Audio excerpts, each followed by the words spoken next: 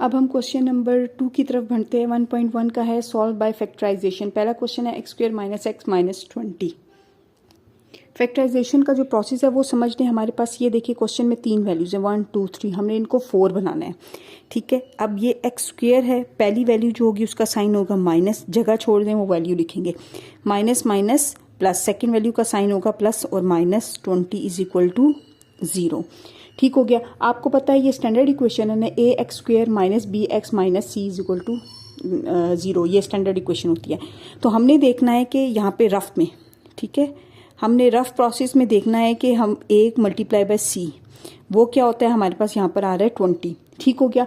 अब हमने कोई ऐसे नंबर सोचने हैं दो कि वो मल्टीप्लाई करें तो वो हमारे पास 20 आए, जब आपस में प्लस माइनस करें तो ये वाला 1 आए। जैसे हम करते हैं 10 × 2, वो हमारे पास 20 आता है, लेकिन जब 10 में से हम माइनस करेंगे 2 तो वो हमारे पास 8 आ रहा है, 1 नहीं आ रहा है, तो इसका मतलब है कि ये हम नहीं करेंगे। इसी तरह 4 × 5 करेंगे तो वो आ जाता है 20, और 5 में से 4 को माइनस करो तो 1 आता है, तो ये b आ रहा है। तो इसमें इट मीन्स कि हम लोग ये वाला यूज़ करेंगे वैल्यूज़ 4 और 5 की। तो पहले हम लिखेंगे 5x, ये x है इसलिए x, और फिर प्लस 4x। ठीक हो गया। अभी हमने 3 की 4 वैल्यूज़ बना दी। इन दोनों में से x कॉमन आ रहा है तो वो कॉमन लिख दिया, इन दोनों में से 4 कॉमन आ रहा है तो वो कॉमन लिख दिया, 4 5 = 20 = 0। ठीक हो गया। नेक्स्ट अब ये देखिए x - 5 ये कॉमन ले लिया तो हमारे पास बच गया x + 4 = 0। फिर ये x - 5 = 0 होगा, x + 4 = 0 होगा, तो x = 5 और x = ये +4 है, दूसरी साइड पे जाके -4 हो जाएगा। ये हमारा आंसर है। अगर हमने सोल्यूशन सेट लिखना है, सोल्यूशन सेट, तो वो हमेशा जो मिड वाली ये दरमियानी ब्रैकेट होती है ना, इसमें लिखा जाता है, और -4 और 5 ये आंसर है। और यही जो है ना हमारे पास 5 और -4 रूट्स भी कहलाते हैं। नेक्स्ट हम इसके सेकंड पार्ट की तरफ बढ़ते हैं। ये 3y² = y -5 है। ये y इन दोनों के साथ मल्टीप्लाई होगा तो हमारे पास आ जाएगा y² - 5y।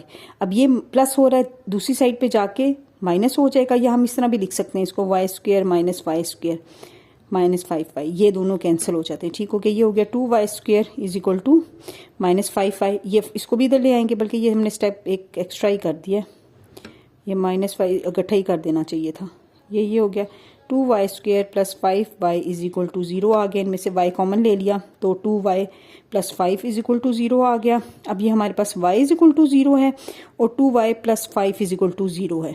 ठीक है, ये तो हमारे पास ये सेम एज इट इज़ रहा, ये -5/2 आ गया। ये हमारा आंसर है। इसको सोल्यूशन सेट में लिखना है तो हमने लिखना है -5/2 और 0।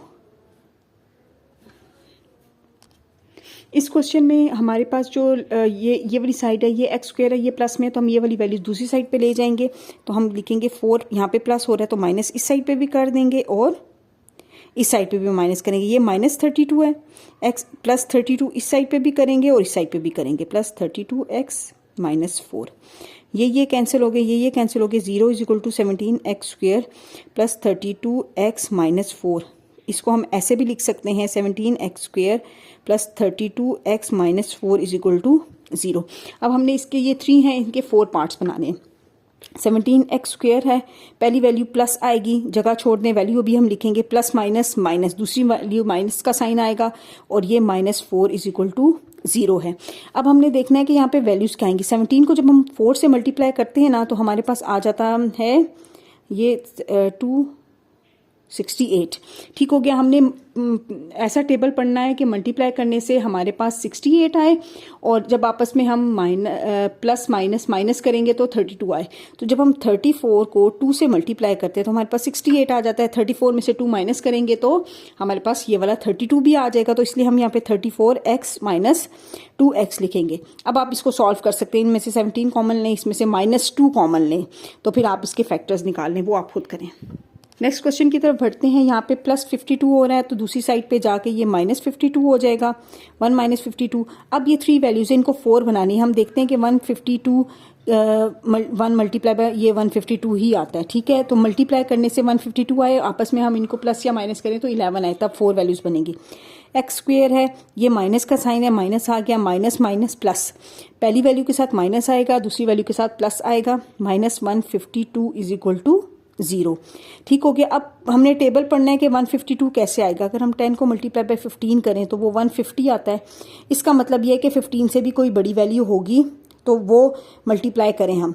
तो हम करते हैं 19 को जब हम 8 से मल्टीप्लाई करते हैं ना तो 152 आता है। आपने डिफरेंट टेबल पढ़ लेने हैं, ठीक है, या कैलकुलेटर से, जो छोटा कैलकुलेटर है ना साइंटिफिक के अलावा वो जो छोटा होता है स्मॉल, वो ले जाने की इजाज़त होती है। तो बार बार उसमें देखकर आप करिएगा और आप इस तरह से ये आ जाएगा। तो फिर हमारे पास आएगा 19x। अब 19x में से जब हम 8 निकालते हैं तो हमारे पास 11 आ जाता है। तो ये वाला 11 आ जाएगा। तो ये 2 पार्ट्स हो गए। इसमें से x कॉमन आ जाएगा, इसमें से 8 कॉमन आ जाएगा।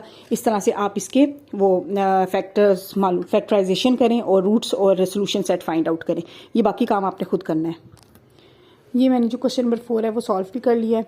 अच्छा जी, नेक्स्ट क्वेश्चन नंबर 5 है। अब आपने इसको सबसे पहले स्टैंडर्ड फॉर्म बनानी है क्वाड्रेटिक इक्वेशन की। वो हम कैसे बनाएंगे कि ये 2 वैल्यूज़ है ना, ठीक है, इनका ये नीचे है, इनका एलसीएम ले लिया। एलसीएम इन दोनों को मल्टीप्लाई करने से आता है। ठीक हो गया, इनको मल्टीप्लाई कर दिया। ये जो ऊपर वाली वैल्यू है ये इससे मल्टीप्लाई होगी, ये नीचे वाला ऊपर वाले से मल्टीप्लाई होगा। ये हमारे पास x+1 है, ये मल्टीप्लाई होगा इस वाली वैल्यू से x+1 से, दरम्यान में प्लस का साइन है। ये x मल्टीप्लाई होगा इसके साथ -x। ठीक हो गया। ये 25/12 वैसे का वैसे ही आ जाएगा। अब हम इनको आपस में मल्टीप्लाई करते हैं तो ये आ जाएगा x² + x + x+1 + x², और ये आ जाएगा नीचे x² + x। ठीक हो गया। ऊपर आ जाता है x² + 2x² + 2x + 1, ये और ये हो जाते हैं, नीचे आ जाएगा, बल्कि नीचे नहीं, इसको इस साइड पे ले जाते हैं।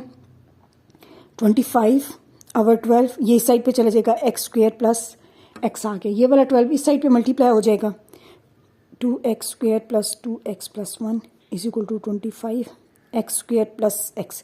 12 इनसे मल्टीप्लाई होगा, 25 इससे मल्टीप्लाई होगा। मल्टीप्लाई करने से ये आता है। अब ये 24 है, ये 25 है। 25 बड़ा होता है ना, इस वाले 24 को हम दूसरी साइड पे लेके जाएंगे तो ये माइनस हो जाएगा। ये 24 भी इस साइड पे जाके माइनस हो जाएगा। ये +12 है, दूसरी साइड पे जाके -12 हो जाएगा। 25 में से 4 माइनस किए x² आ जाएगा, इसमें से भी ये x आ जाएगा, -12 आ जाएगा। इसको हम इस तरह से भी लिख सकते हैं। अब हमारे पास ये 3 वैल्यूज़ है, अब इसको हम फैक्टराइज कर सकते हैं। फैक्टराइज करने में हमारे पास जो मल्टीप्लाई करने से 12 आना चाहिए और आपस में प्लस या माइनस करें तो ये b आना चाहिए। तो हम इसकी 4 वैल्यूज़ इस तरह बनेंगे। ये प्लस का साइन आ गया, plus minus minus, second value के लिए माइनस का साइन आ गया, -12 = 0।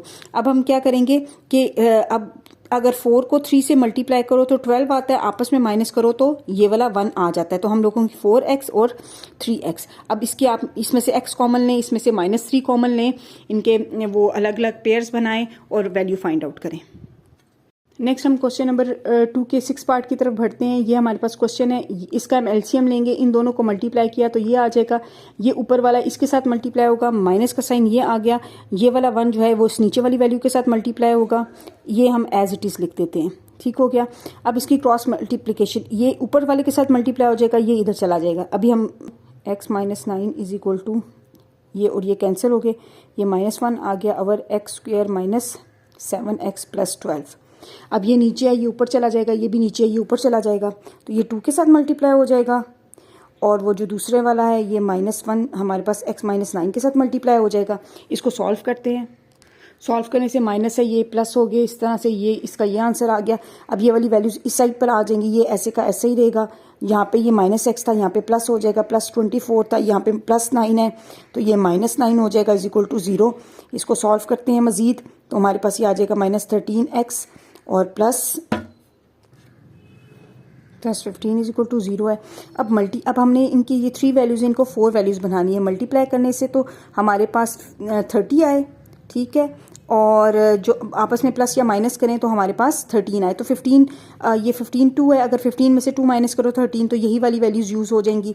तो ये 2x² है, पहली वैल्यू माइनस का साइन है तो माइनस आएगी, माइनस प्लस माइनस। ठीक हो गया। और फिर आ जाता है ये +15 = 0। अच्छा, अब ये देखिए दोनों माइनस है, तो 15 में 2 माइनस माइनस प्लस होते हैं, 15 2 17 होते हैं। इसका मतलब है ये हमने यूज़ नहीं करना, बल्कि हम अगर 10 को 30 आना चाहिए ना, 10 को मल्टीप्लाई करते हैं 3 से तो वो हमारे पास आता है 30। 10 में अगर हम प्लस करेंगे 3 तो वो हमारे पास आ जाएगा 13, ये वाला। तो हम ये यूज़ करेंगे। तो यहाँ पर आ जाएगा हमारे पास 10x, यहाँ पर आ जाएगा 3x + 15। अब इनके पेयर्स बनाएं और आंसर फाइंड आउट करें।